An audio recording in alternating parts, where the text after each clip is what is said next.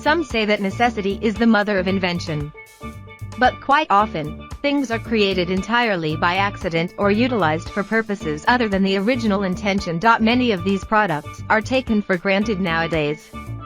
But had it not been for one act of ingenuity, or complete accident, then these things may never have existed. When you think of a parachute, you immediately associate it with a plane. But what if we told you that the parachute was not invented with the airplane in mind? Over a century before the Wright brothers, Louis Sebastian Leonard invented the parachute and successfully jumped from a building. The idea was to provide an escape from burning buildings. But for some reason, it never took off. It wasn't until a decade later in 1793 that the parachute was successfully used in an emergency situation. Jean-Pierre Blanchard's life was saved when he used the parachute to escape a ruptured hot air balloon. Before the days of video chat, people had no way of communicating with each other live via video. This all changed when computer geeks at the University of Cambridge invented a webcam. This was not created to communicate with friends or family but to keep an eye on the coffee percolator. Since it was the early 90s, the webcam wasn't perfect. It was really more of a photo album as it took 3 photographs per minute.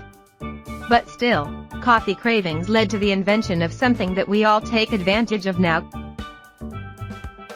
Rubber bullets were initially intended to be shot at the ground.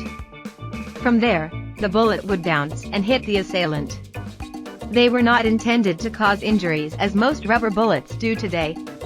Instead, they were meant to cause a sharp pain as a warning for protesters. It is a shame that the original intention of the rubber bullet was never realized as an injury-free bullet. Sounds like a fantastic idea. When we were kids, we loved silly string.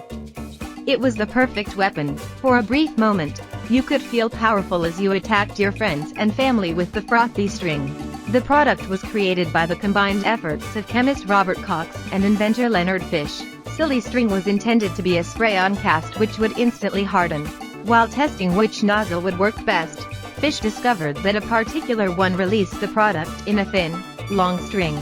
This inspired the two men to market the product as a toy for children, and the rest is history.